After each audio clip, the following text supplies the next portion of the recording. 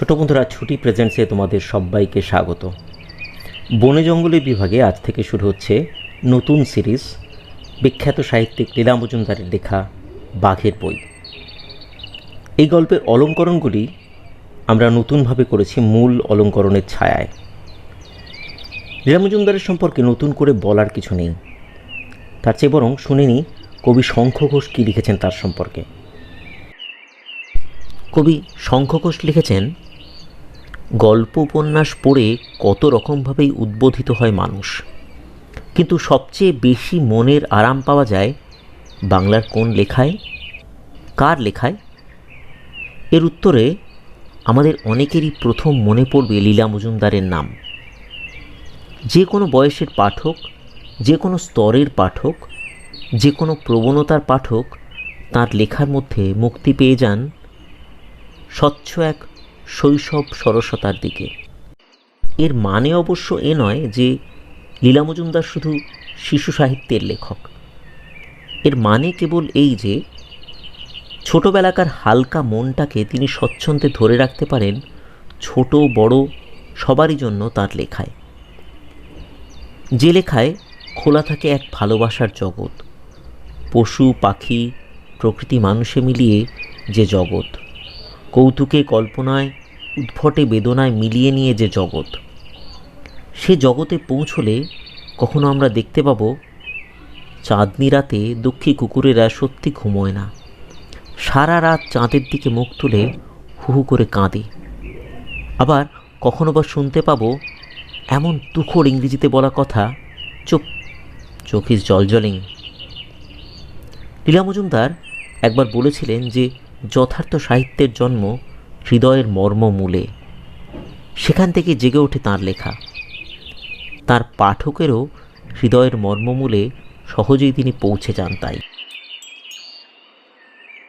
লীলা মজুমদার রচিত বাঘের বই প্রথম প্রকাশিত হয় 1969 সালে। এই বইটি বাঘ নিয়ে লেখা কয়েকটি গল্পের সংকলন। 1968 সালে চিলড্রেন বুক ট্রাস্টের হয়ে লীলা মজুমদার ইংরেজিতে লিখেছিলেন টাইগার টেলস। 1969 সালে তিনি এটির অনুবাদ করেন। প্রকাশক ছিল চিলড্রেন বুক ট্রাস্ট। বইটির ছবিগুলো এঁকেছেন পুলক বিশ্বাস, আর ভূমিকা লেখেন ভারতের তৎকালীন শিক্ষামন্ত্রী ত্রিগুণা সেন। লীলা মজুমদার রচিত বাঘের বই নামক গ্রন্থের ভূমিকায় ভারতের তৎকালীন শিক্ষামন্ত্রী ত্রিগুণা সেন লিখেছেন, গ্রামের চারপাশে বাঘ ঘুরে বেড়ালে সেখানকার জীবনযাত্রা ভারী জমে ওঠে। অনেক বছর আগে পূর্ব বাংলার গ্রাম মশুয়াতে বাঘেরা চলে ফিরে বেড়াতো। মশুয়ার সেই সব বাঘের গল্প দিয়েই বাঘের বই শুরু হচ্ছে। তাছাড়া কাছাড়ের নীল পাহাড়েও বাঘ ছিল। বর্মা থাইল্যান্ডের ঘোর জঙ্গলে মানুষ গিয়ে কি করে বাঘরা তাও দেখত। আর ভারতের উত্তর পূর্ব কোণে লুসাই পাহাড়ের বাঘ মাঝে মাঝে মানুষ ধরে খেত।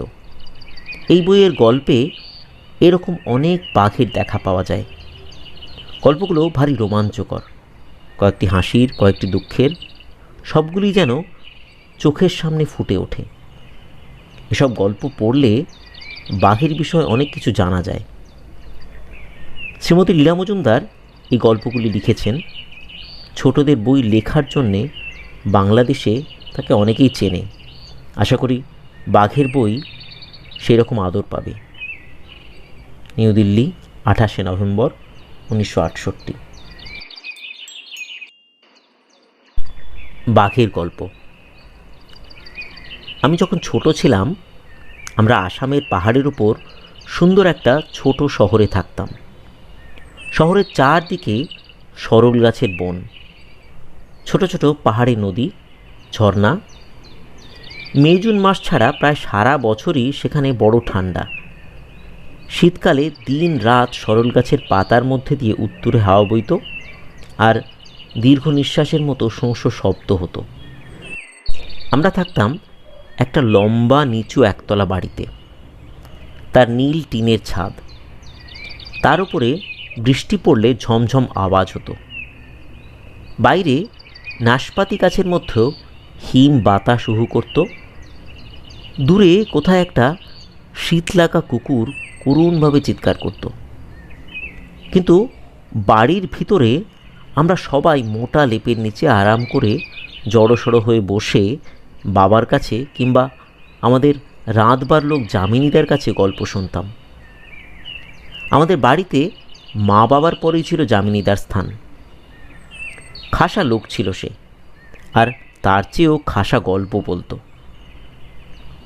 সবই বাঘের গল্প, বেশিরভাগই পূর্ব বাংলায় আমাদের গ্রাম মশুয়ার বিষয়ে। ওইখানে আমাদের বাড়ি ছিল, ওইখানেই আমাদের বাপ ঠাকুরদারা জন্মেছিলেন। যামিনীদার বাপ ঠাকুরদারও ওইখানেই জন্ম। সুন্দর গ্রাম মশুয়া। একদিকে অনেক দূরে ছিল কাছাড়ের নীল পাহাড়, অন্যদিকে গ্রামের খুব কাছ দিয়ে বয়ে যেত চঞ্চল ব্রহ্মপুত্র নদী। আম, কাঁঠাল, নারকেল গাছ আমাদের গ্রামটিকে ছায়ায় ঢেকে রাখত। দিঘি ছিল, গভীর সব পুকুর ছিল, তারা জায়গাটাকে শীতল করে রাখত। গাঁয়ের চারপাশে সেগুন, মেহগনি, বাঁশ গাছের ঘন বন। সেখানে কত রকম পাখি আর বুনো জানোয়ার থাকত, বাঘ, শেয়াল, বুনো শুয়োর, কুমির, গোসাপ ইত্যাদি। বাঘগুলো গ্রামের ভিতরে এসে ঘুরে বেড়াতো। বড় বড় ডোরা কাটা আসল বাঘ আর ফুটকি দেওয়া ছোট চিতা বাঘ। তারা গরু ভেড়া নিয়ে যেত, আর মাঝে মাঝে ছোট ছেলে মেয়ে এমনকি বড়দেরও মেরে ফেলত। সেকালে রাত হলে সবাই দরজা জানলা এঁটে বন্ধ করে যে যার বাড়িতে থাকত। বাইরে গাঁয়ের পথে বাঘরা দাপাদাপি করে বেড়াত। মশুয়ার বাঘের বিষয়ে কত যে গল্প শুনতাম, আর কি যে ভালো লাগতো সে আর কি বলবো। বাছুরের গল্প। একদিন যামিনীদা তার শ্বশুরের বিষয়ে এক গল্প বলেছিল। শ্বশুর অন্য লোকেদের মতো ছিল না, ভারী চুপচাপ মানুষটা। এত চুপচাপ যে নিজের বউয়ের ভয়েই জুজু। কিন্তু গাঁজা খেয়ে যেই না নেশা ধরত, অমনি তার অমন সাহস হতো যে সিংহের সামনে দাঁড়াতেও ভয় পেত না।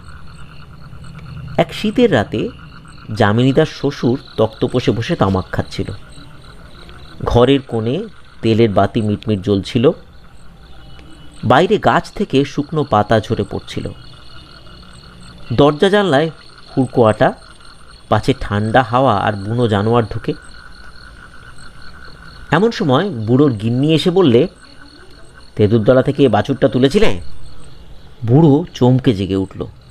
তাই তো, বাছুরের কথা তো মনে ছিল না। তাড়াতাড়ি তাকে ঘরে না আনলে যদি বাঘে ধরে। একটা মশাল জ্বালাবারও তর সইল না। ধুম করে দরজা খুলেই অন্ধকারে পা বাড়ালো। কানে এলো বাছুরটা ভয় পেয়ে ডাকছে। শ্বশুর পা চালিয়ে এগিয়ে গেল। হঠাৎ দেখে পথের পাশেই বাছুর।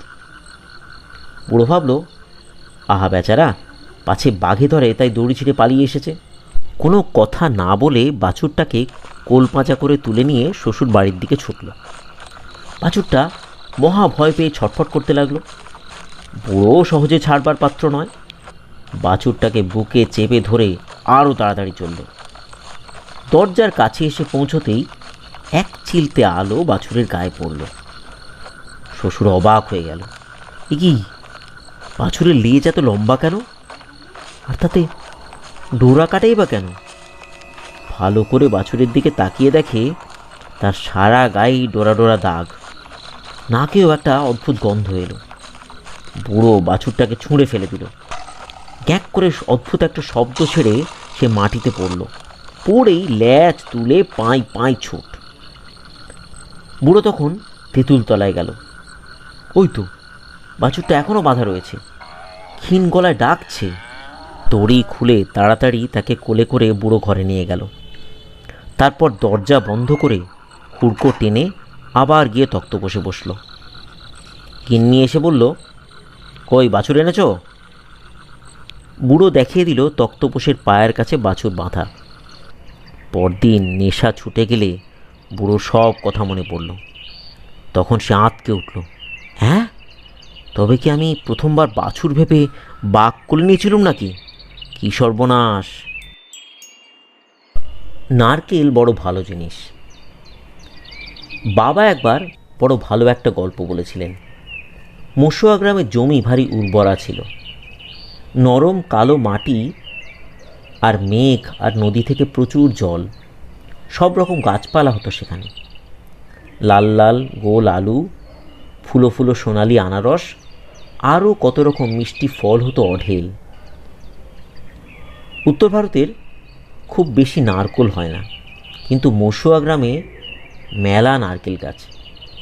তাদের শক্ত গোল গুঁড়ি, মিহি লম্বা পাতা আর একেবারে মগ ডালে থেলো থেলো নারকেল। প্রত্যেক বাড়িতেই নারকেল গাছ ছিল। তাদের যত্নই বা কত! ভালো ভালো নারকেল দিয়ে রান্না ছাড়া কোনো ব্যাপার বাড়ির ভোজই সম্পূর্ণ হতো না। বাবার পিসিরও কয়েকটা নারকেল গাছ ছিল। সারা গাঁয়ে তাদের জুড়ি মেলা দেয়। নিজে সেগুলির দেখাশুনো করতেন। ফল পাড়ার সময় কড়া পাহারা দিতেন। সব নারকেল নিরাপদে নামানো হলে পর গুনতি করে ভাঁড়ারে তুলতেন। পিসি ছিলেন বেটে মোটা কালো আর গায়ে অসুরের বল। বিধবা মানুষ, গায়ে এঁটে থান কাপড় পরা, ছোট ছোট করে চুল ছাঁটা, মনে ভয়ঙ্কর সাহস। একদিন দুপুরে পিসি কুমোরদের ছেলে হারুকে নারকেল পাড়তে ডাকলেন। হারু নারকেল গাছে চড়তে ওস্তাদ।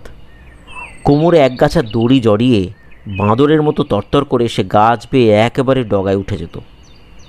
হঠাৎ পাশের বাড়ির ছোট মেয়ে মিনু দৌড়ে এসে বললে, ও পিসি, পিসি গো, আমবাগানে তোমার সাদা গরুকে যে বাঘে ধরেছে।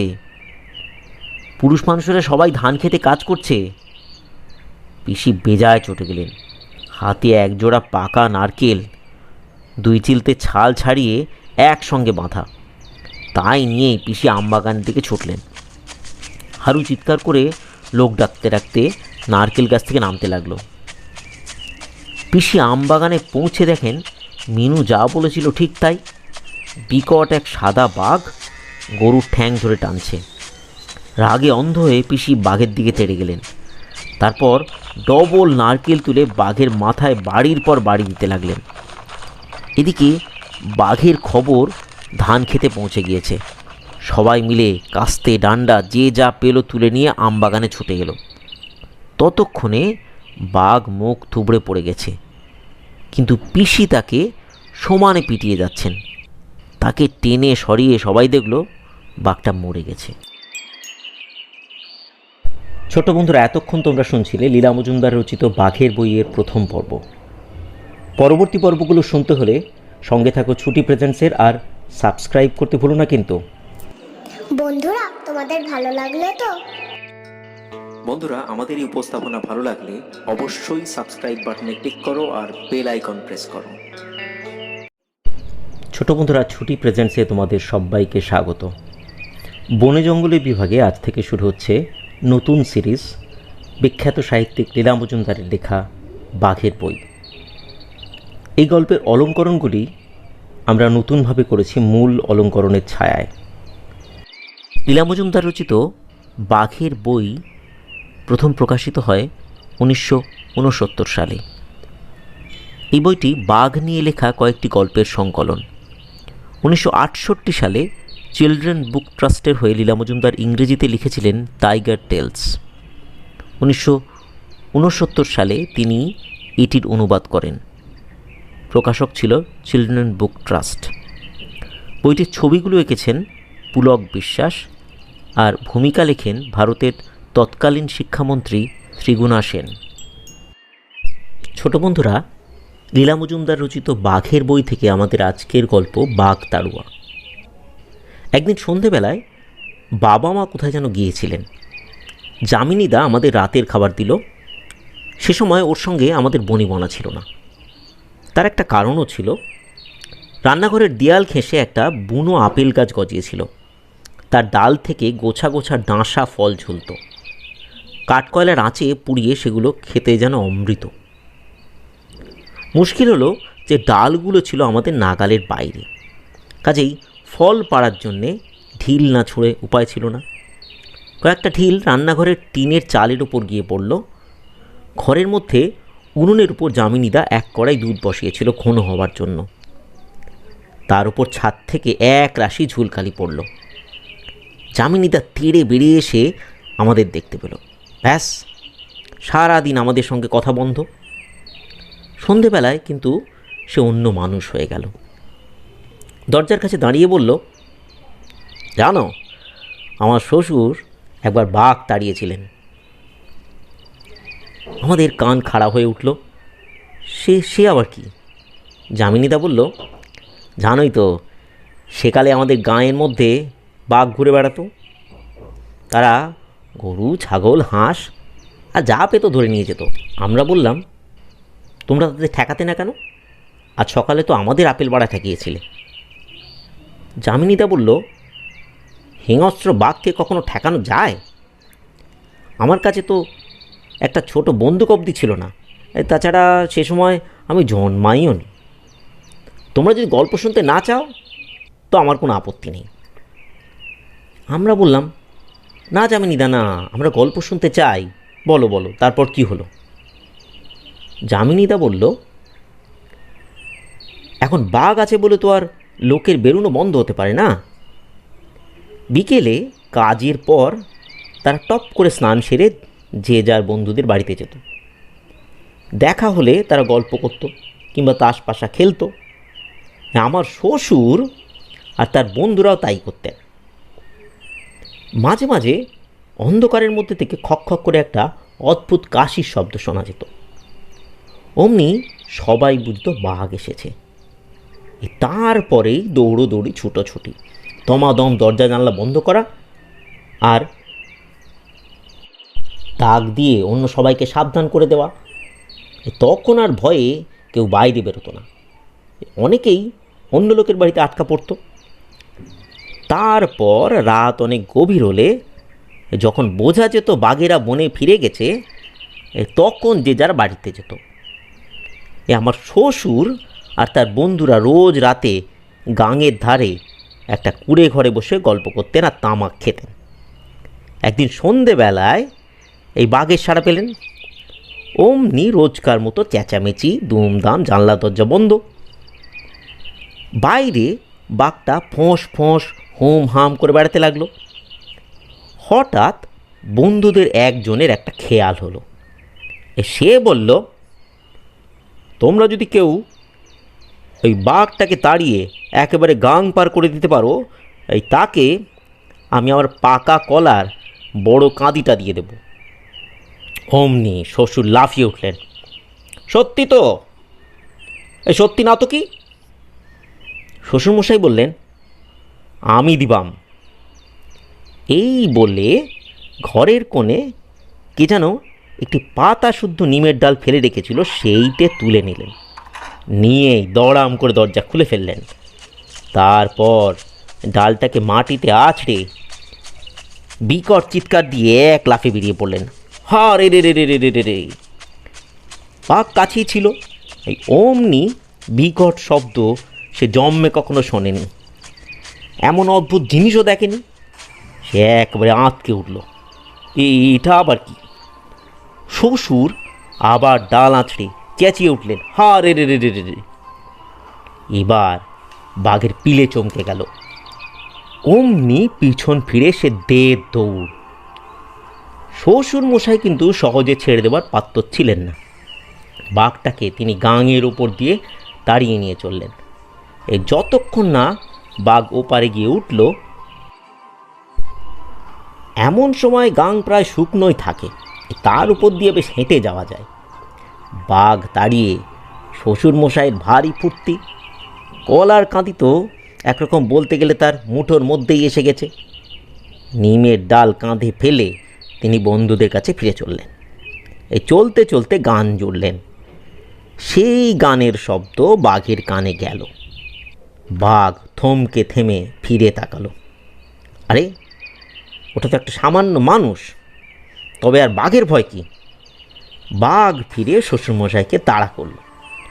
শ্বশুরমশাই একবার তাকিয়ে ব্যাপার দেখে প্রাণের ভয়ে চেঁচাতে চেঁচাতে পাঁই পাঁই ছুট দিলেন। ও রে বাবা রে, গেলাম রে, বাঘ খেলো রে, মোলাম রে! প্রায় ধরেই ফেলেছিল বাঘটা, একটুর জন্য পারেনি। এই ভাগ্যিস বন্ধুরা দরজার পাল্লাটা খুলে ধরে রেখেছিল। যেই না শ্বশুরমশাই পড়ি মড়ি করে ছুটে এসে ভেতরে ঢুকলেন, ওরাও দরজাটাকে দড়াম করে বন্ধ করে দিল। হুড়কো টানার সঙ্গে সঙ্গে বাঘটা হুড়মুড় করে দরজার উপর আছড়ে পড়ল। সারা রাত ওরা বাঘ তাড়াবার জন্য খালি টিন আর ক্যানেস্তারা পেটালো। বাঘটা তবু তর্জন গর্জন করতে করতে বাড়ির চারিদিকে ঘুরতে লাগলো। ঠিক ভোরের আগে সে বনে চলে গেল। সূর্য ওঠার পরে যে যার বাড়ি গেল। তবে শ্বশুরমশাই তার কলার কাতি ঠিকই পেয়েছিলেন। ছোট বন্ধুরা, লীলা মজুমদার রচিত বাঘের বই থেকে এখন আমরা শুনব একটি নতুন গল্প, একটি করুণ কাহিনী। একদিন সন্ধেবেলায় ঝড় উঠল। সরল গাছের পাতার মধ্যে ঝোড়ো হাওয়া কাঁদতে লাগলো। হঠাৎ অন্ধকার নামল। বাবার মুখটাও গম্ভীর মনে হলো। তার সব দুঃখের গল্প মনে পড়ছিল। বাবা আমাদের ঠাকুরদার কাকিমার কথা বলতে লাগলেন। বলতে বলতে তার গলার স্বরটাও নেমে এলো। কাকিমা বড় সুন্দরী ছিলেন। বনের ধারে সুন্দর ছোট বাড়িটিতে স্বামী আর ছেলে মেয়ের সঙ্গে বড় সুখেই ছিলেন। বাড়ির পিছনে পরিষ্কার জলের একটা পুকুর আর বুনো জানোয়ারের ভয়ে সবটার চারদিকে উঁচু পাঁচিল। বাড়ির চারধারে কলা গাছ, আম কাঁঠালের গাছ। প্রত্যেক বছর কাকিমা সেই সব ফল সবাইকে বিলিয়ে দিতেন। সবাই তাকে ভালোবাসত। তারপর তাদের মেয়ের বিয়ে হলো। সে এক ইলাহি ব্যাপার। আশপাশে 3 গাঁয়ের লোক ভোজ খেতে এলো। বরযাত্রীরা হাতি চেপে এলো। মস্ত বড় বাঁশের মশাল জেলে পথ আলো করা হলো। বনের জন্তুরা সব ভয়ে লুকিয়ে রইল। পরদিন বিকেলের মধ্যে বিয়ের কাজকর্ম শেষ হলো। উজ্জ্বল আলো সব নিভে গেল। অতিথিরা বাড়ি গেল। সূর্য ডুববার অনেক আগেই বরের সঙ্গে বিয়ের কোণে রওনা হয়ে গেল। তারপর রাত হলে বাড়ির লোকেরা খেতে বসল। রান্নাঘরের দাওয়ার উপর সারি বেঁধে পাত পড়ল। মেয়ে চলে গেছে বলে সকলের মন খারাপ। কাকিমা নিজের রাঁধা বাড়া করেছেন, নিজের হাতে পরিবেশন করারও ইচ্ছা। রান্নাঘর থেকে বেরিয়ে হাত পা ধোবার জন্য তিনি পুকুর পাড়ে গেলেন। বাড়ি শুদ্ধ সকলে তার জন্য বসে রইল। কিন্তু তিনি গেছেন তো গেছেনই। সবাই অপেক্ষা করতে লাগলো, অথচ তার ফেরার নাম নেই। শেষটা তাদের আর ধৈর্য রইল না। কর্তা বিরক্ত হয়ে উঠলেন। বাড়ির অন্য মেয়েদের খাবার পরিবেশন করতে বলে তিনি উঠে স্ত্রীর খোঁজে গেলেন। পুকুর পাড়ে গিয়ে দেখলেন তার পিতলের ঘটিটা পড়ে রয়েছে, কিন্তু তার কোনো চিহ্ন নেই। মশাল নিয়ে ছেলেরা এলো। ঘটির পাশে বড় বড় থাবার দাগ। নিশ্চয়ই পাঁচিল ডিঙিয়ে বাঘ এসেছিল। সারা রাত বাপ আর ছেলেরা জোরে জোরে তাকে ডেকে খুঁজে বেড়ালো। ভোরবেলা 2 মাইল দূরে বাঁশবনের ছায়ায় তার হাতের দুগাছি সোনার বালা পাওয়া গেল। এই গল্পটা আমাদের ভালো লাগলো না, যেন সইতে পারছিলাম না। বাবার গল্প শেষ হলো। সবাই বোবা হয়ে রইলাম। শুধু বাইরের ঝড়ের শব্দ শোনা যাচ্ছিল। তারপরেই পাশের ঘরে যামিনীদা ঠকঠক করে বাসন নামালো। আমরা উঠে পড়লাম। রাতের খাবার সময় হয়ে গেছে। ছোট বন্ধুরা, লীলা মজুমদার রচিত বাঘের বই থেকে আজকে আমরা শুনব কালো সাহেবের অতিথি। বাবার মামার এক বন্ধু ছিলেন। সাহেব মানুষ, সরকারি চাকরি করতেন। আমাদের গ্রাম থেকে 100 মাইল দূরে এক শহরে তিনি থাকতেন। গায়ের রঙটা বেশ কালো হলেও সাহেব বলে তার ভারী দিমাগ। সাধারণ লোকের সঙ্গে তিনি মিশতেন না। গাঁয়ের লোকেরা তার নাম দিয়েছিল কালা সাহেব। যখনই তাকে কাজের জন্য মফস্বলে যেতে হতো, তিনি সর্বদা ডাক বাংলোয় থাকতেন। তিনি বিলেত ঘুরে এসেছিলেন। বিলিতি খানা তার ভারী পছন্দ। ডাক বাংলোতে থাকলে যা খুশি করা যেত, যা ইচ্ছে খাওয়া যেত। একবার তাকে কাছাড়ের নীল পাহাড়ের কাছে একটা ছোট শহরে যেতে হয়েছিল। তিনি ঠিক করলেন বন বিভাগের বাংলোতে থাকবেন। সেখানে বড় ভালো মগ বাবুর্চি ছিল। বাংলোটা ভারী নির্জন জায়গায়। তিনি কি খেলেন না খেলেন কেউ টেরও পাবে না। সূর্য ডোবার আগেই কালা সাহেব সেখানে পৌঁছলেন। ঘোড়া থেকে নেমে সহিসের হাতে লাগাম দিয়ে দিলেন। তারপর সদর দরজায় টোকা দিলেন। কেউ কোথাও নেই। অনেক ধাক্কাধাক্কি হাঁকডাক করার পর আম বাগানের পিছন থেকে চৌকিদার দেখা দিল। বাবুর্চি নিখোঁজ। তাকে ধরে আনতে আরও ঘণ্টাখানেক সময় লাগলো। এই সময় বড় কেউ এদিকে আসে না, কাজেই বাংলোর লোকজনরাও কুড়েমি করে সময় কাটায়। কালা সাহেব মহা চটে গেলেন। ঘোড়া নিয়ে সহিস আর সঙ্গের অন্য লোকজন শহরের দিকে গেল রাত কাটাবার জন্যে। বাংলোতে শুধু কালা সাহেব রইলেন। বাংলোটি দিব্যি সাজানো গুছানো। মেঝেতে পাটি পাতা, কৌচ কেদারায় গদি মোড়া, দেওয়ালে ছবি। তবু যেন সারা বাড়িতে কেমন একটা বিমর্ষ ভাব। তাছাড়া একটা অদ্ভুত গন্ধ নাকে এলো। হয়তো অনেক দিন ঘরদোর বন্ধ ছিল, তাজা হাওয়া ঢুকতে পারেনি। তখন শীতকাল। সন্ধেবেলায় বেশ ঠান্ডা পড়েছে। চৌকিদার তাড়াতাড়ি বসবার ঘরে গনগনে আগুন জ্বেলে দিল। স্নানের ঘরেও বড় বড় 2 বালতি গরম জল দিয়ে গেল। কালা সাহেব স্নান করে কাপড় চোপড় বদলিয়ে আগুনের ধারে পা মেলে বসলেন। বাবুর্চি সেইখানেই তার বিলিতি খানা এনে দিল। আগুনের ধারে বসে কালা সাহেব খাওয়া দাওয়া করলেন। খাওয়া শেষ হওয়া মাত্র চৌকিদার আর বাবুর্চি টেবিল পরিষ্কার করে দিয়ে পাশের ঘরে চটপট বাসনপত্র ধুয়ে মুছে সাহেবের কাছে বিদায় নিল। আমবাগানের পিছনেই তাদের থাকবার ঘর। বাড়ি ফিরবার জন্য তাদের বড় বেশি তাড়াহুড়ো। তাদের এত তাড়াতাড়ি করাটা কালা সাহেবের পছন্দ হলো না। কিন্তু চৌকিদার বলল, এই সাহেব, রাতে আপনার ঘরে দরজা বন্ধ করে রাখবেন, তাড়াতাড়ি শুয়ে পড়বেন, কিছুই বলা যায় না। কালা সাহেব বিরক্ত হয়ে বললেন, যাও না, তোমাদের যত খুশি, আমার জন্য ভাবতে হবে না। তারা লণ্ঠন তুলে নিয়ে তক্ষুনি সরে পড়ল। বসবার ঘরে তেলের বাতি জ্বলছিল। কালা সাহেব ওই মিটমিটে আলোতে তার রিপোর্ট লেখার চেষ্টা করলেন। কিন্তু সারা দিনের খাটুনি, তার উপর অমন ভালো খাওয়া আর নরম গরম আরামকে দ্বারা সব মিলিয়ে তার চোখ জড়িয়ে এলো। দু একবার মনে হলো পাশের শোবার ঘরে তার জন্য বিছানা পাতা রয়েছে। ভাবলেন উঠে গিয়ে শুয়ে পড়লে হয়। কিন্তু ঘরটা বড় গরম আর চেয়ারটা ভারী আরামের। দেখতে দেখতে আগুনটা নিভে এলো। তবু ঘরে গরমের আমেজ লেগে রইল। কালা সাহেব চোখ বুজে রইলেন। কতক্ষণ ঘুমিয়েছিলেন নিজেরই খেয়াল ছিল না। হঠাৎ চমকে চোখ খুললেন। তেলের বাতি নিভু নিভু, আগুন ততক্ষণে ছাইয়ের গাদা। তাছাড়া ঘরে একটা কড়া বিশ্রী গন্ধ। কালো সাহেবের ভয় করতে লাগলো।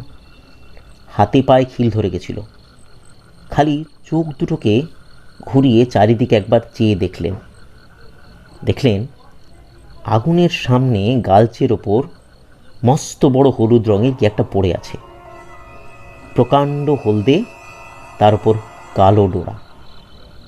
মাথাটা থাবার উপরে রাখা। এক মুহূর্তের জন্যে কালা সাহেব নড়াচড়ার ক্ষমতা হারিয়ে ফেললেন। আস্তে আস্তে উঠে ওইখানে চটি জোড়া ফেলে রেখে নিঃশব্দে ঘর থেকে বেরিয়ে মাঝখানের পথটুকু পার হয়ে শোবার ঘরে ঢুকলেন। ঢুকে সাবধানে ভারী কাঠের দরজাটি বন্ধ করে ওপরের নিচের ছিটকিনি টেনে দিলেন। তারপর মাঝখানের মজবুত লোহার হুড়কোটা তুলে দিলেন। খুটখুটে অন্ধকারে হাতড়ে হাতড়ে কালা সাহেব বিছানায় গিয়ে উঠলেন। মুখ অবধি কম্বল টেনে শীতে ভয়ে ঠকঠক করে কাঁপতে লাগলেন। মনে হতে লাগলো এই বুঝি বাঘ দরজার উপর ঝাঁপিয়ে পড়ে, ভেঙে চুরে তার ঘাড়ে লাফিয়ে ওঠে, কচমচ করে তাকে খেয়ে ফেলে। কিন্তু কোথাও কোনো সাড়া শব্দ পেলেন না। অনেকক্ষণ শুনলেন। দূরে মৃদু নাক ডাকানি ছাড়া কিছু কানে এলো না। এত ভয় হলেও একসময় তিনি ঘুমিয়ে পড়লেন। ঘুম ভাঙল সেই যখন ভোরের আলো মুখে পড়ল। সকালে চৌকিদার বাবুর্চি ফিরে এলো। কালা সাহেব গালচে থেকে একটা লম্বা হলদে চুল তুলে ধরলেন। জিজ্ঞেস করলেন, বলো, এটা কার চুল? কে এসেছিল কাল রাতে? চৌকিদার বাবুর্চি তখন তার পায়ে পড়ল, কেঁদে বলল, রোজ রাতে ও আসে, এক গ্রীষ্ম ছাড়া এখানে ঘুমোয়। আজ অবধি কাউকে কিছু বলিনি, বড্ড বুড়ো হয়ে গেছে। রাতে জঙ্গলে শীতে ওর কষ্ট হয়। কালা সাহেব বললেন, কাউকে যদি কিছু নাই বলবে তো কাল রাতে ঘরে ফেরার জন্য তোমাদের এত তাড়া ছিল কেন? ঘরে যতক্ষণে আগুন জ্বলে ও কখনো ভেতরে ঢোকে না। আমরা ভেবেছিলাম তার আগে আপনি শুয়ে পড়বেন। কালা সাহেব তখন গর্জন করে উঠলেন, তোমরা এত গাধা কেন? ম্যাজিস্ট্রেট সাহেবকে বলতে পারো না ওকে গুলি করতে? শুনে তার অবাক। চৌকিদার বললেন, গুলি করবে কেন? ও তো শুধু এখানে ঘুমোয়, কাউকে কিছু বলে না। বাবুর্চি বলল, পুলিশ সাহেব সব জানে, আমাদের বলে কি না ওকে তাড়িয়ে দাও।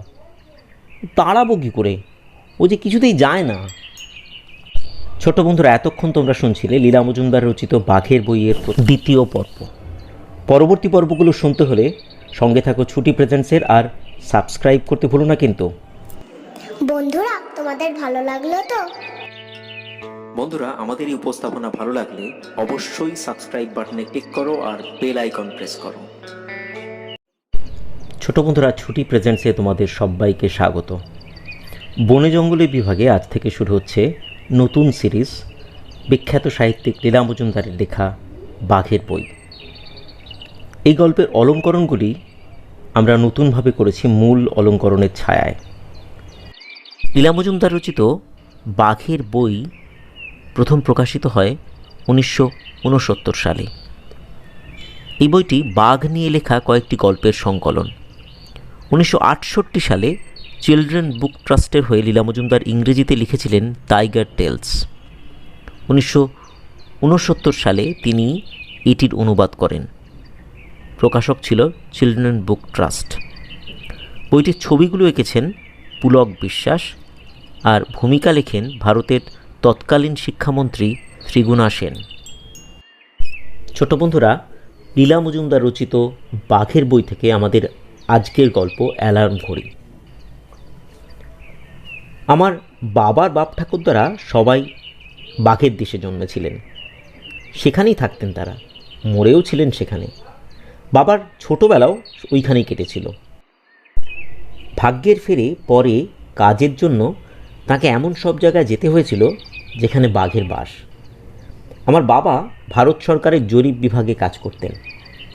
অন্যান্য কর্মচারীর সঙ্গে বর্মা আর শ্যাম দেশের, এখন তার নাম থাইল্যান্ড, ঘোর জঙ্গলে তিনি অনেক বছর কাটিয়েছিলেন। তাদের কাজের অনেকখানি ছিল জমি জায়গা, বন জঙ্গল, পাহাড় উপত্যকা মাপা।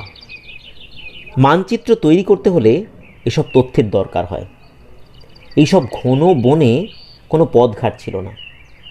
বন জঙ্গলের গাছ কেটে তাদের পথ করে নিতে হতো।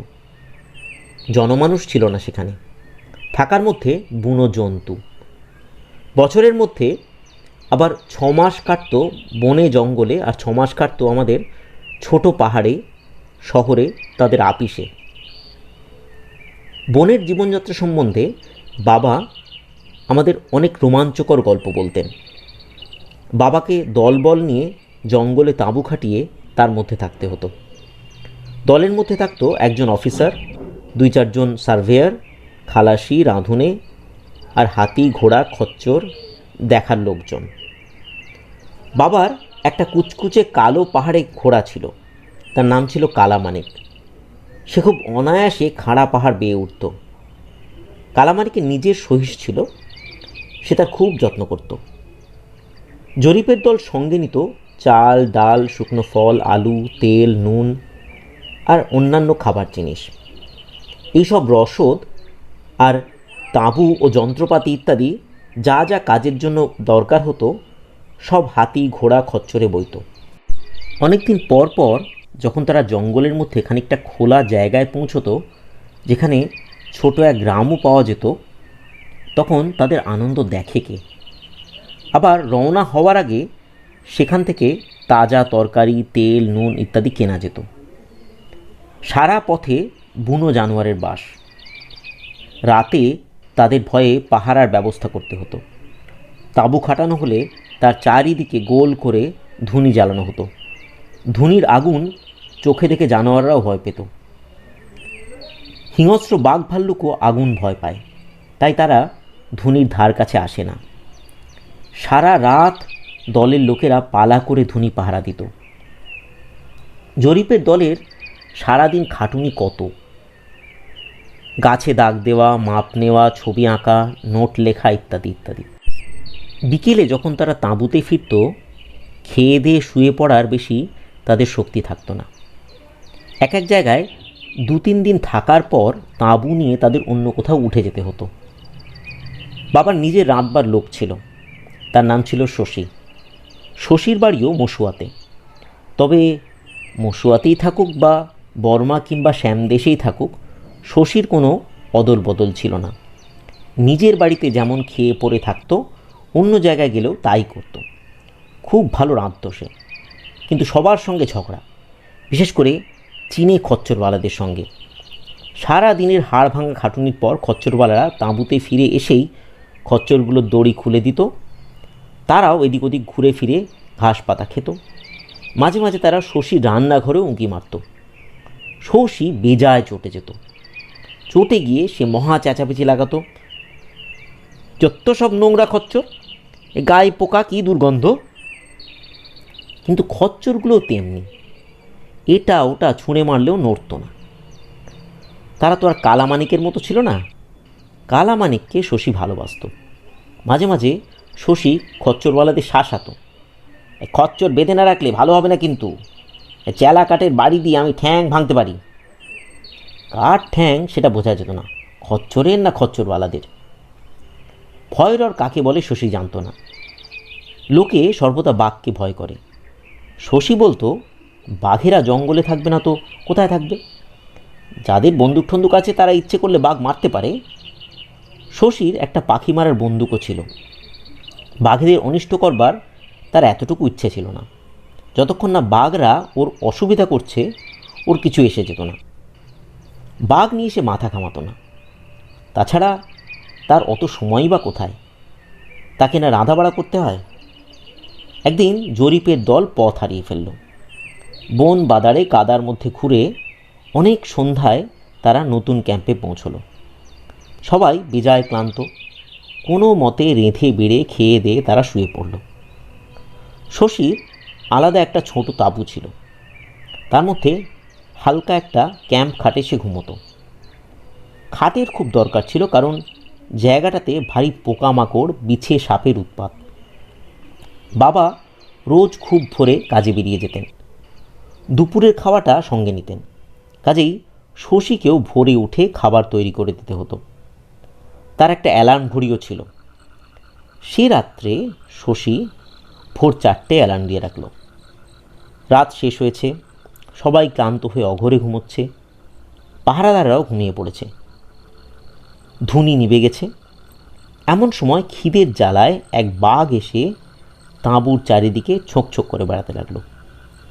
ক্রমে তার সাহস বাড়ল। সে তাঁবুর আরও কাছে এলো। শশীর তাঁবু। বাঘ তাঁবুর কানাতের তলা দিয়ে হামাগুড়ি দিয়ে ভেতরে ঢুকতে চেষ্টা করতে লাগলো। শশীর গরম গায়ের গন্ধ তার নাকে আসছিল। ঠেলে ঠুলে সে আর একটু ভেতরে সেঁধল।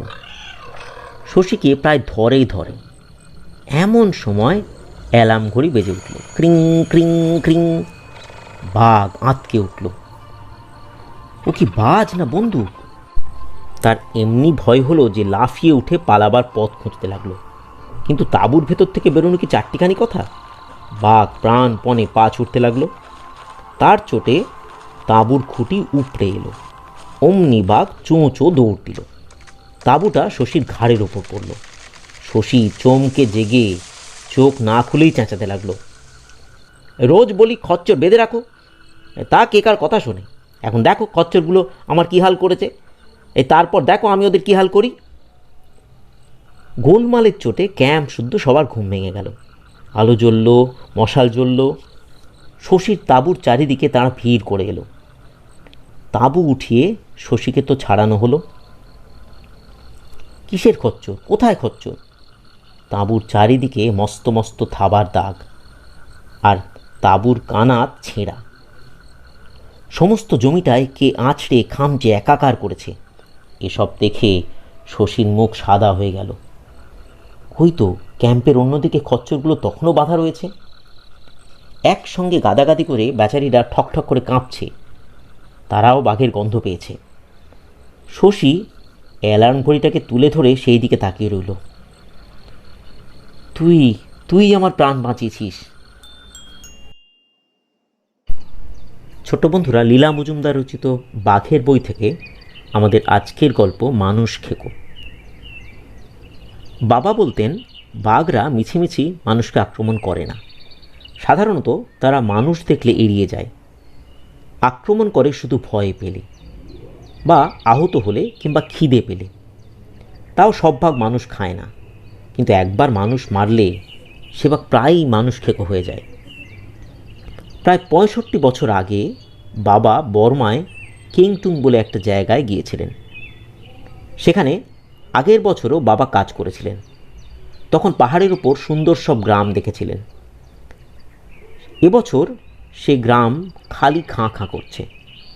ওখানকার লোকেরা বলল, বাঘের উপদ্রবে গ্রামবাসীরা পালিয়েছে।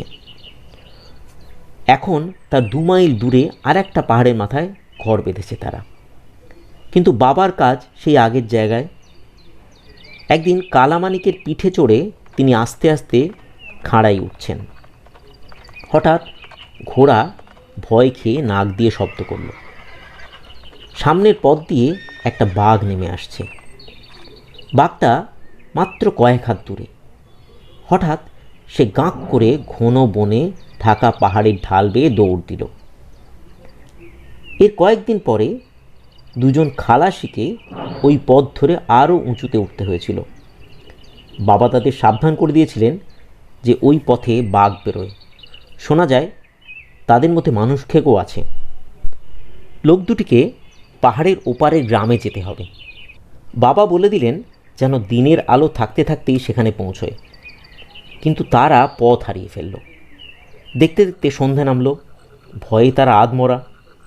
এমন সময় তারা একটা জায়গায় এসে পৌঁছলো যেখানে শিকারীরা মাঝে মাঝে তাঁবু খাটাতো। আশ্রয় নেবার মতো বড় বড় গাছ ছিল সেখানে। কাছেই ছোট একটি টলটলে জলের নদী। তাদের মনে হলো রাত কাটাবার মতো এর চেয়ে ভালো জায়গা হয় না। পিঠের ভারী বোঝা গাছতলায় নামিয়ে রেখে তারা রাতের জন্য তোড়জোড় করতে লাগলো। একজন শুকনো কাঠ কুড়িয়ে আনলো। বুনো জানোয়ার তাড়াবার জন্য ধুনি জ্বালাতে হবে।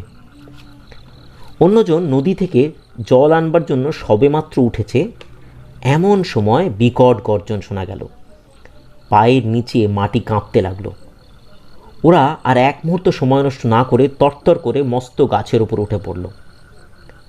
অনেক উঁচুতে উঠে গিয়ে মাথার পাগড়ি খুলে তাই দিয়ে গাছের ডালের সঙ্গে নিজেদের কোষে বাঁধল। ভয়ে তাদের হাত পা ঠান্ডা। খাওয়া শোয়ার কথা মাথায় উঠল। এদিকে বাঘ তো গাছের গোড়ায় এসে ওদের জিনিসপত্র শুকতে লাগলো। তারপর সে কি গর্জনের পর গর্জন। ভীষণ রেগে প্রথমে এদিক ওদিক পায়চারি করতে লাগলো। তারপর গাছটা চারিদিকে ঘুরতে লাগলো। থেকে থেকে বিকট গজরাতে গজরাতে গাছের গায়ে নখ দিয়ে আঁচড়াতে থাকলো। একটুক্ষণের জন্য থেমে নদীতে গিয়ে জল খেয়ে এলো, কিন্তু একটু পরেই আবার ফিরে এসে হুঙ্কার দিতে লাগলো। সারা রাত বাঘটা ওখান থেকে নড়ল না। খালাসিরা ভয়ের চোটে প্রায় মরেই গিয়েছিল। ভাগ্যিস পাকড়ি দিয়ে নিজেদের বেঁধে রেখেছিল, নইলে নির্ঘাত পড়ে যেত আর বাঘও মহাভোজ খেত। ঠিক সূর্য ওঠার আগে পূবের আকাশ ফর্সা হলে বাঘটা চলে গেল। খালাসি বেচারাদের হাতে পায়ে খিল ধরে গিয়েছিল। পাগড়ির বাঁধন খোলার তাদের সাধ্যি ছিল না। শেষটা দলের লোকেরা ওদের খুঁজে পেল। তাদের সাহায্যে ওরা গাছ থেকে নামতে পারল। তারপরে সবাই যখন ওদিকের গায়ে পৌঁছলো, সেখানকার লোকেরা বলল ওই বাঘটা নাকি মানুষ ছাড়া কিচ্ছু খায় না।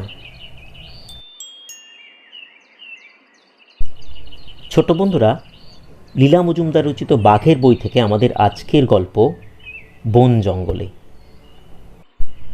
একবার বাবাকে বর্মায় শান দেশের একেবারে ভিতরে যেতে হয়েছিল। সেখানে বন এত ঘন আর নদী নালা এত গভীর যে খচ্চর কোনো কাজে লাগে না।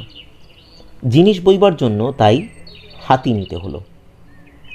হাতি নেবার আরেকটা সুবিধা যে তারা মোটা মোটা ঝোপ ঝাড় আর গাছের নিচের লতা গাছ সব মারিয়ে চ্যাপ্টা করে দিতে পারে। দলবল নিয়ে বাবা এক জায়গায় এলেন। সেখানে সরু একটা পথ পাহাড়ের ওপরে উঠে গেছে। এত সরু পথ যে একটা লোক কষ্টে পার হতে পারে। হাতির কথা ছেড়েই দেওয়া যাক। শেষটা নদীর ধারের ক্যাম্পে হাতি ছেড়ে ওরা হেঁটেই গেলেন। মাহুতদের বলা হলো যেন হাতিগুলোকে নদীর ধারের রাস্তা দিয়ে 6 মাইল দূরে পরের ক্যাম্পে নিয়ে যায়। জরিপের দল সন্ধেবেলায় সেখানে তাদের সঙ্গে মিলবে। অচেনা জায়গা। জরিপের দল পাহাড়ের গা বেয়ে কাজ করতে করতে এগিয়ে চলল। বিকেলের মধ্যে সেদিনের মতো কাজ শেষ করে জিনিসপত্র গুটিয়ে তারা ক্যাম্পের দিকে চলল। খাড়া পাহাড়ের গা বেয়ে তারা নামতে শুরু করল। এদিকে অন্ধকার হয়ে আসছে। মাঝপথে একবার থেমে ওরা মোটা দেখে শুকনো বাঁশের ডাল জড়ো করল। এগুলোর এক মাথা থেঁতো করে নিলে চমৎকার মস্ত মশাল বানানো যায়। পাহাড়ের গা বেয়ে নামার সময় ওরা পথের চিহ্ন দেখতে পেল না। কাঁটা ঝোপ গাছের শিকড় আঁকড়ে ধরে হাঁচড়ে পাঁচড়ে নামতে হলো। শেষ পর্যন্ত নদীর ধারে এলো। তখন গাইড বলে কিনা আর একটা পাহাড় ডিঙে তবে ক্যাম্পে পৌঁছানো যাবে, নাকি মাত্র মাইলখানেক দূরে। সবাই তখন পাহাড় ভেঙে চলল। যখন মনে হতে লাগলো অন্তত 10 মাইল পেরিয়েছে, গাইড বলল আরও 1 মাইল যেতে হবে। এবার খালাসিরা বেঁকে বসল। একটু বিশ্রাম করতে না দিলে তারা এক পাও নড়বে না। পথের মাঝখানে তারা বসে রইল। বাবা তখন গাইডকে আর একজন খালাসিকে নিয়ে এগিয়ে গেলেন। খানিকটা গিয়ে দেখলেন মশাল নিবু নিবু। বাবা বললেন, আরেকটা জ্বালো। খালাসি বলল, মশাল সব অন্য লোকেদের কাছে আছে। বাবা বললেন, যথেষ্ট শুকনো বাঁশ পড়ে আছে, আরেকটা মশাল তৈরি করো। খালাসি বলল, কুড়ুল ওদের কাছে। বাবা বললেন, আলো না হলে চলবে না, শুকনো পাতা কাঠকুটো জড়ো করে পুরনো মশালের মাথায় জড়াও। তখন তারা পাতা আর কাঠি দিয়ে মশালটা মেরামত করে নিল। কিন্তু সে কি সহজে ধরে? পাতাগুলো স্যাঁতস্যাঁতে। বাঁ দিকে ছোট একটা নদী, ডান দিকে মানুষের সমান উঁচু পাথর। সেই পাথরের আড়ালে গুড়ি মেরে গাইড আর খালাসি মশাল ধরাবার চেষ্টা করছিল। খালি ফুঁ দেয়, কিন্তু মশাল কিছুতেই জ্বলতে চায় না। বাবা হঠাৎ চোখ তুলে দেখেন পাথরটার 2 ফুট উঁচুতে অন্ধকারের মধ্যে যেন একজোড়া বাতি জ্বলছে। বাবা বুঝলেন বাঘ। চুপ করে দাঁড়িয়ে রইলেন। নইলেই হয়তো জানোয়ারটা তার উপরই লাফিয়ে পড়বে। ঠিক সেই সময় মশালটা ধরল, আর দপ করে আগুন এতখানি উঁচু হয়ে উঠল, সঙ্গে সঙ্গে জানোয়ারটা লাফিয়ে নেমে পড়ল। এক দৌড়ে জঙ্গলের মধ্যে পালিয়ে গেল। খালাসি মশাল তুলে নিল। 3 জনে নিঃশব্দে এগুতে লাগলেন। 10 মিনিট বাদে তারা একটা হাঁক দিতেই ক্যাম্প থেকে তার উত্তর পেলেন। অগত্যা আশ্রয়ের কাছে পৌঁছানো গেল। কয়েকজন লোক বেরিয়ে এসে তাদের ক্যাম্পে নিয়ে গেল। সেখানে খাবার আর আরাম পাওয়া গেল। আধ ঘন্টা আগেই বাকিরাও এসে পড়ল। তাদের কোনো বিপদ ঘটেনি। বাঘটাকের সঙ্গে দেখা হয়নি। ছোট বন্ধুরা, এতক্ষণ তোমরা শুনছিলে লীলা মজুমদার রচিত বাঘের বইয়ের 3য় পর্ব। পরবর্তী পর্বগুলো শুনতে হলে সঙ্গে থাকো ছুটি প্রেজেন্টসের, আর সাবস্ক্রাইব করতে ভুলো না কিন্তু। বন্ধুরা, তোমাদের ভালো লাগলো তো? বন্ধুরা, আমাদের এই উপস্থাপনা ভালো লাগলে অবশ্যই সাবস্ক্রাইব বাটনে ক্লিক করো আর বেল আইকন প্রেস করো। ছোট বন্ধুরা, ছুটি প্রেজেন্টসে তোমাদের সবাইকে স্বাগত। বনে জঙ্গলে বিভাগে আজ থেকে শুরু হচ্ছে নতুন সিরিজ বিখ্যাত সাহিত্যিক লীলা মজুমদারের লেখা বাঘের বই। এই গল্পের অলঙ্করণগুলি আমরা নতুনভাবে করেছি মূল অলঙ্করণের ছায়ায়। লীলা মজুমদার রচিত বাঘের বই প্রথম প্রকাশিত হয় 1969 সালে। এই বইটি বাঘ নিয়ে লেখা কয়েকটি গল্পের সংকলন। 1968 সালে চিলড্রেন বুক ট্রাস্টের হয়ে লীলা মজুমদার ইংরেজিতে লিখেছিলেন টাইগার টেলস। 1969 সালে তিনি এটির অনুবাদ করেন। প্রকাশক ছিল চিলড্রেন বুক ট্রাস্ট। বইটির ছবিগুলো এঁকেছেন পুলক বিশ্বাস, আর ভূমিকা লেখেন ভারতের তৎকালীন শিক্ষামন্ত্রী ত্রিগুণা সেন। ছোট বন্ধুরা, লীলা মজুমদার রচিত বাঘের বই থেকে আমাদের আজকের গল্প লুসাই পাহাড়ে। ভারতের উত্তর পূব কোণে লুসাই পাহাড়। সেকালে ওইসব অঞ্চল জঙ্গলে ঢাকা ছিল। সব জায়গায় ঝোপঝাপ আর সরু সরু বাঁশের বা ইকড়ার ঘন বন। বাঘের পক্ষে আদর্শ জায়গা। লুসাইরা প্রায়ই হাতের কাছে যা পেত তাই নিয়ে বাঘ ঠেকাতো। তীর, ধনুক, দা, বর্ষা, লাঠি, সোঁটা বা যেমন হোক একটা বন্দুক। তাছাড়া ওরা বাঘ ধরার ফাঁদ পাতত। অনেক সময় বাঘরা বনের মধ্যে একটা বিশেষ পথ ধরে পাহাড়ের নিচে নদীতে জল খেতে আসতো। এই হলো বাঘ ধরার ফাঁদ পাতার উপযুক্ত জায়গা। লুসাইরা পথের মাঝখানে গভীর একটা গর্ত খুঁড়ত। গর্তের নিচে থাকত ছুঁচলো বাঁশের বর্ষা। তাদের ধারালো আগাগুলো উপরের দিকে বাগানো। তারপর গর্তের মুখ সরু সরু বাঁশের কঞ্চি দিয়ে ঢাকা হতো। তার উপরে মাটি, ঘাস, লতা পাতা বিছানো হতো যাতে গর্তের অস্তিত্ব টের পাওয়া না যায়। শেষে ফাঁদের মাঝখানে একটা মোটাসোটা শুয়োরের বা কুকুরের বাচ্চা খুঁটিতে বেঁধে রাখত। বাঘ তার ডাক শুনে তার খোঁজে জঙ্গল থেকে বেরিয়ে আসতো। গর্তের ওপরের বাঁশের ঢাকনিতে পা দেবা মাত্র বাঘের ওজনে সেটি মড়মড় করে ভেঙে যেত। বাঘও ধারালো বাঁশের খুঁটির উপর পড়ে যন্ত্রণায় চিৎকার করে উঠত। তখন গাঁয়ের লোকেরা বর্ষা, দা, কুড়ুল, মুগুর নিয়ে ছুটে আসতো। দেখতে দেখতে বাঘের ভবলীলা সাঙ্গ হতো। শুয়োর কিংবা কুকুরছানাটাকে ছেড়ে দেওয়া হতো। সেও ঊর্ধ্বশ্বাসে দৌড় মারত। কাজের জন্য বাবাকে এইসব পাহাড়ে যেতে হতো। বাঘ, হাতি ও অন্যান্য বুনো জানোয়ার সম্বন্ধে দলের সবাইকে সাবধান করা হতো। একদিন সন্ধেবেলায় ক্লান্ত শরীরে বাবা ক্যাম্পে ফিরে দেখেন পাকোয়া নদীর ধারে ছোট একটা ঝোলানো সাঁকোর পাশেই তাঁবু ফেলা হয়েছে। বাবা বললেন, তার মতে বুনো জানোয়াররা যেখানে জল খেতে আসে তার বড় বেশি কাছাকাছি তাঁবু খাটানো হয়ে গেছে। কিন্তু লোকজনেরা বড় ক্লান্ত। তাঁবু সরাবার তাদের আগ্রহ নেই। রাধা বাড়া সেরে তারা খেয়ে দিয়ে যে যা তাঁবুতে গিয়ে শুয়ে পড়ল। শুধু ডম্বর আর শোধন বলে দুজন খালাসি আকাশ ভরা তারার নিচে নদীর তীরের ঠান্ডা বালির উপর শুয়ে রইল। অনেক রাতে কিসের একটা শব্দ শুনে বাবার ঘুম ভেঙে গেল। ঝোলানো পুলে কেমন ক্যাঁচ কোঁচ শব্দ হচ্ছে, যেন ভারী কিছু সাবধানে তার উপর দিয়ে পার হচ্ছে। বাবা বন্দুকটা তুলে নিয়ে তাঁবু থেকে বেরিয়ে এলেন। তারার ক্ষীণ আলোয় দেখতে পেলেন পুলের ওপর বড় একটা বাঘ। হয়তো বাবা একটু শব্দ করে থাকবেন কিংবা বন্দুকটা বাঘের চোখে পড়েছিল। সে অমনি মাথা তুলে কোঁক শব্দ করে দুই লাফে বনের মধ্যে অদৃশ্য হয়ে গেল। ততক্ষণে অন্যদের কেউ কেউ জেগে উঠে ব্যাপারটা দেখতে বেরিয়ে এসেছে। আরে, ডম্বর আর শোধন কোথায় গেল? তারা তখনও দিব্যি নিশ্চিন্তে নদীর ধারে বালির উপর ঘুমিয়েছিল। শেষ পর্যন্ত গোলমাল শুনে জেগে উঠে তারা চোটে লাল। এমন ভালো ঘুম দিলে তো নষ্ট করে। দিনের পর দিন বাবাদের এই রকমই ছিল জীবনযাত্রা। সারা দিন ঘোর জঙ্গলে কাজ, তারপর সন্ধে হলে তাঁবুতে ফেরা। তাঁবু সেই জঙ্গলেরই মধ্যে। কতগুলো গাছ কেটে ফেলে বনের মধ্যে তাঁবু ফেলার জন্য খানিকটা খোলা জায়গা করে নেওয়া হতো। অনেক সময় অনেক মাইলের মধ্যে কোনো গ্রাম বা কোনো মানুষের বসবাস থাকতো না। একবার খাবার দাবার সব ফুরিয়ে গেল। আশপাশে রসদ কেনার কোনো ব্যবস্থাই নেই। কদিন কাটলো চাল ডাল নুন লঙ্কা ছাড়াই। খালাসিরা তখন বাবাকে গিয়ে বলল, বাবু, আমাদের জন্য একটা হরিণ মেরে না দিলে না খেয়ে মরতে হবে। নির্দোষ সুন্দর হরিণগুলোকে মারতে বাবার বড় কষ্ট হতো। এদিকে লোকজনদের খাবার না হলেই নয়। সেদিন নতুন ক্যাম্পে যাওয়া হবে, তাই কাজকর্ম সকাল সকাল শেষ করা হলো। বাবা লোকজনদের এগিয়ে যেতে বললেন।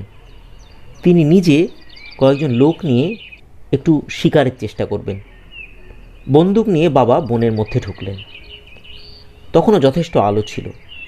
একটু পরেই বাবার চোখ পড়ল ঝোপের মধ্যে কি যেন নড়ছে। হরিণ বোধ হয়। বাবা সবে বন্দুক তুলেছেন, এমন সময় পাতার ফাঁক দিয়ে দেখতে পেলেন একটা লম্বা ডোরাকাটা ল্যাজের ওপর পড়ন্ত সূর্যের আলো পড়ছে। মুহূর্তের মধ্যে ল্যাজটা অদৃশ্য হয়ে গেল। আর একটু এগিয়ে গিয়ে বাবা সত্যি একটা হরিণ দেখে গুলি ছুড়লেন, কিন্তু লাগলো না। তাতে বাবা মহা খুশি। দেখতে পেলেন চারদিক থেকে অন্ধকার জমে আসছে, তার মধ্যে দিয়ে হরিণটা ছুটে পালাচ্ছে। সেদিন কপালের দোষে আর কোনো বনের জানোয়ার চোখে পড়ল না। নতুন ক্যাম্পে পৌঁছে দেখেন অন্যরা কেউ কেউ আগেই এসে গেছে, কিন্তু তাঁবু রসদ ও অন্যান্য লটবহর নিয়ে হাতিদের দেখা নেই। হাতির গলায় বাঁধা ঘণ্টার শব্দ শোনা যাচ্ছে, অথচ হাতিরা এসে পৌঁছচ্ছে না। আরও অন্ধকার হলো। বাবার দল শুকনো পাতা আর কাঠকুটো জড়ো করে আগুন। তারপর গুটিকতক লোক এসে বলল, হাতিরা ঘন বেতের বনে আটকা পড়েছে।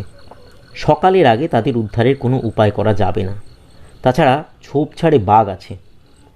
বাবা বড়ই ভাবিত হয়ে পড়লেন। বুনো জন্তু তাড়াবার জন্যে একটা কিছু করতেই হবে। আগুন জ্বালা হলো, ক্যানিস্তারা পেটানো হলো, নানা রকম বিকট শব্দ করা হতে লাগলো। সারা রাত এসব চলল। ভোরে পেট কেটে হাতি ছাড়ানো হলো, কিন্তু ডম্বর গেল কোথায়? দুই দলই মনে করছে বুঝি সে অন্য দলের সঙ্গে আছে। কেউ কেউ তাকে খুঁজতে লাগলো। একটু পরে দিব্যি নিরাপদে সে ফিরে এলো। পথের ধারে নাকি ঘুমিয়ে পড়েছিল। বাঘেরা কেউ তার ধারে কাছেও আসেনি।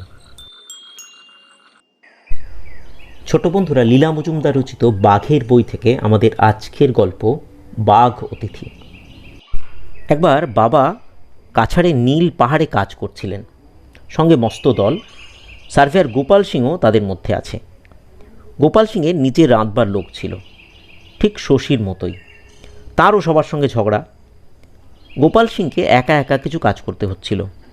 রাঁধবার লোকটি আমাদের তাঁবু থেকে বেশ খানিকটা দূরে ওদের তাঁবু খাটালো। সারাদিনের কাজ সেরে গোপাল সিং তাঁবুতে ফিরে খাবার জন্য বসে পড়ল। রাঁধুনেও তার সামনে এসে বসল। এমনি সময় বিকট হালুম, গাছপালা কাঁপতে লাগলো।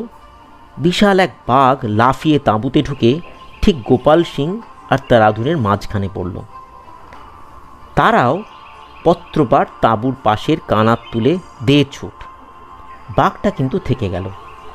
মনে হলো ভোজটা শেষ করার জন্য। গোপাল সিং আর তার রাঁধুনে দৌড়চ্ছে তো দৌড়চ্ছেই। তারপর আর একটা দলের সঙ্গে দেখা, তারাও কাজ সেরে ফিরছে। গোপাল সিং তাদের কাছে সমস্ত কথা খুলে বলল। তাঁবুতে ফিরতে তার নাকি ভয় করছে, বরং জায়গাটা ছেড়ে তক্ষুনি চলে যেতে পারলে বাঁচে। তারা অনেক পীড়াপিড়ি করতে লাগলো।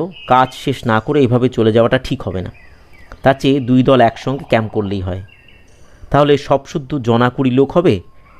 এত লোককে একসঙ্গে দেখলে বাঘেদেরও ভয় হবে মনে। কাজেই শেষ পর্যন্ত পুরনো ক্যাম্প থেকে মাইলখানেক দূরে একটা ছোট খাঁড়ির ধারে দুই দল একসঙ্গে তাঁবু খাটালো। একদিন সন্ধ্যায় ওরা সবে খাওয়া দাওয়া সেরেছে।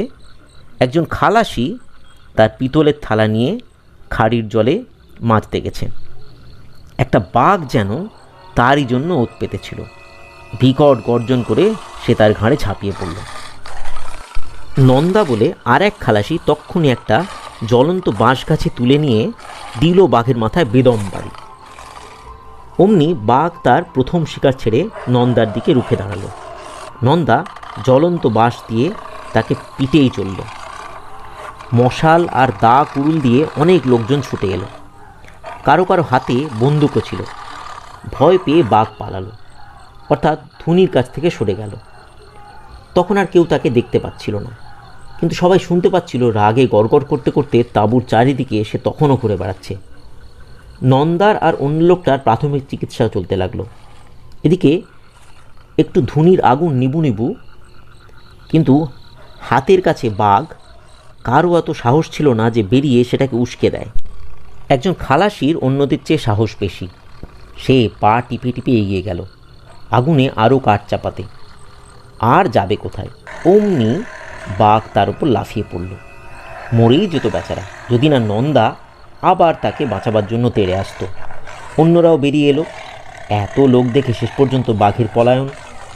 সে রাতে আর কেউ ঘুমল না। পরদিন তাঁবু সরিয়ে আরও নিরাপদ জায়গায় নিয়ে যাওয়া হলো। নন্দাকে আর অন্য দুজনকে কাছেই শহরের হাসপাতালে দেওয়া হলো। 6 মাসের আগে নন্দাকে কাজে ফিরতে দেওয়া হলো না। বাবা বলতেন, সব বাঘ এত হিংস্র আর একগুঁয়ে হয় না। একবার দলে কয়েকজন নতুন লোক নেওয়া হয়েছিল। অবশ্যই আগে তাদের তৈরি করে নিতে হতো। নবাগতদের একজনের নাম ফুটকিয়া। সে ভারী চালাক। তার কাজ ছিল জঙ্গলের অন্যদের আগে আগে গিয়ে ছোট একটা আয়না দিয়ে সংকেত করা। সংকেত পেলেই অন্যরাও এগুবে। একদিন ফুটকিয়া এই রকম এগিয়ে গেছে, কিন্তু সংকেত আর করে না। বাবা বন্দুক তুলে নিয়ে কি হলো দেখতে চললেন। মাটিটা বেশ নরম, তার উপর পরিষ্কার পায়ের ছাপ পড়েছে। বাবা আঁতকে উঠে দেখেন ফুটকিয়ার পায়ের ছাপের পাশে পাশেই বড় বড় থাবার দাগ। এই রে, বাঘে তাহলে তার পিছু নিয়েছে। কে জানে কি হলো। বাবা চিৎকার করে উঠলেন, ফুটকিয়া! ক্ষীণ স্বরে উত্তর এলো। সঙ্গে সঙ্গে হুড়মুড় শব্দ। কি একটা মস্ত ভারী জানোয়ার জঙ্গলের মধ্যে দৌড় করে পালালো। ফুটকিয়া পথের মাঝখানে আড়স্য হয়ে দাঁড়িয়েছিল। নড়বার চড়বার ক্ষমতা তার ছিল না। চোখ ঠিকরে বেরিয়ে আসছে। বাবা বললেন, কী হলো রে ফুটকিয়া? ফুটকিয়া বলল, কি একটা আমার পিছন পিছন আসছিল। কোথায় গেল সে? পালিয়ে গেল।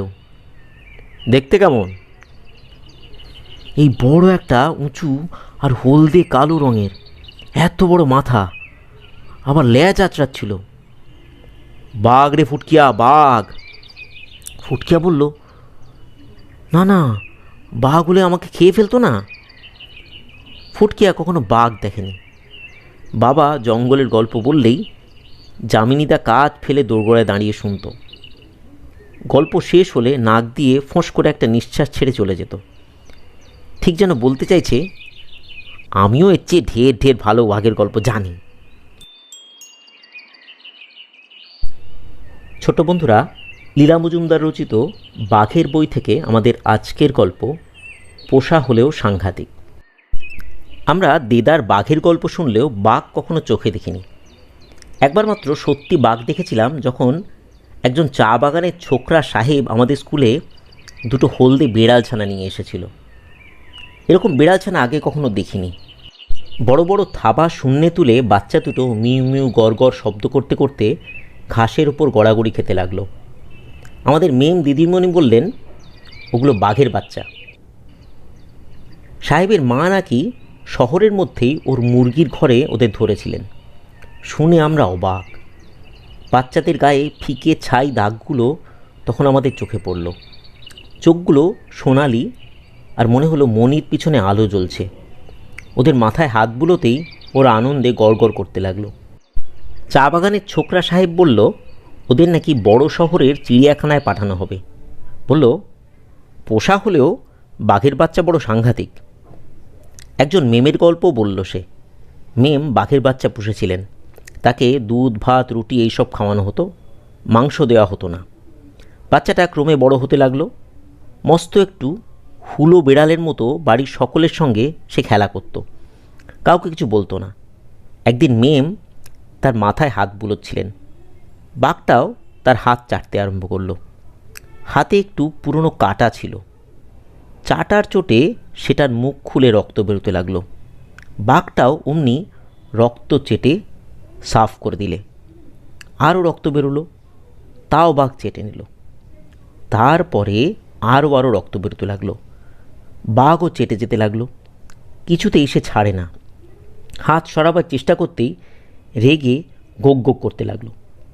ভাগ্যিস ঠিক সময়ে মিমের স্বামী বাড়ি ফিরলেন, তাকিয়েই ব্যাপারটা বুঝে নিলেন। তখন বন্দুক বার করে বাঘটাকে মারা ছাড়া উপায় রইল না।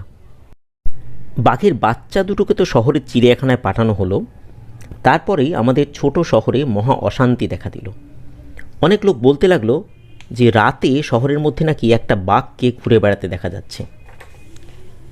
সকলের বিশ্বাস হলো ওই হলো মা বাঘিনী, বাচ্চা খুঁজে বেড়াচ্ছে। আমাদের শহরে বাঘ বড় একটা আসতো না। এই ছোট বাঘ পরিবারটিও নিশ্চয়ই পাহাড়তলির বন থেকে উঠে এসেছিল। শহরের লোকে দারুণ ভয় পেল। সকলে দরজা জানলা এঁটে ঘরে বসে রইল। মাঝে মাঝে জানলা দিয়ে উঁকিও মারত। সকাল সকাল দোকানপাট বন্ধ করা হতো। সিনেমা হাউসেও সন্ধ্যের শো বন্ধ। বিকেলের পর আর কেউ কারো বাড়িতে বেড়াতে যেত না। এইভাবে কিছুদিন কাটল। তারপর একদিন যামিনীদা বাজার থেকে ফিরে বলল, তোমাদের আর বাঘের ভয় করতে হবে না। এই বাচ্চারা যেখানে ধরা পড়েছিল, কাল রাতে বাঘিনীও সেই মুরগির ঘরে ধরা পড়েছে। আজ সকালে তাকে ভ্যানে করে শহরে নিয়ে যাওয়া হয়েছে। এতদিন পরে বাচ্চারা তাদের মাকে পেল ভেবে আমরা খুব খুশি। কিন্তু যামিনীদার এ আবার কীরকম কথা? বাঘের ভয়? আমাদের বাবার বাপ ঠাকুরদারা বাঘের সঙ্গে বাস করতেন। কে আবার বাঘকে ভয় করে? আমার যখন 11 বছর বয়স, তখন আমরা আসামের সেই ছোট্ট পাহাড়ে শহরটি ছেড়ে বড় শহরে থাকতে এলাম। বাবা আর আমাদের বাঘের গল্প বলতেন না। এমনকি যামিনীদারও আর গল্প বলার দিকে মন ছিল না। সারাদিন খেটে খুঁটে রাতে এসে আমাদের ভাড়া বাড়ির চিলেকোঠার ঘরে গিয়ে দরজা বন্ধ করে দিত। ওই বড় শহরেই আমরা শেষ পর্যন্ত সত্যি বাঘ দেখলাম, চিড়িয়াখানার খাঁচায় বন্ধ। এতদিন যেসব বাঘের গল্প শুনতাম, এরা তাদের মতো একটুও না। ছোট বন্ধুরা, এতক্ষণ তোমরা শুনছিলে লীলা মজুমদার রচিত বাঘের বইয়ের চতুর্থ তথা অন্তিম পর্ব। সঙ্গে থাকো ছুটি প্রেজেন্টসের, আর সাবস্ক্রাইব করতে ভুলো না কিন্তু। বন্ধুরা, তোমাদের ভালো লাগলো তো? বন্ধুরা, আমাদের এই উপস্থাপনা ভালো লাগলে অবশ্যই সাবস্ক্রাইব বাটনে ক্লিক করো আর বেল আইকন প্রেস করো।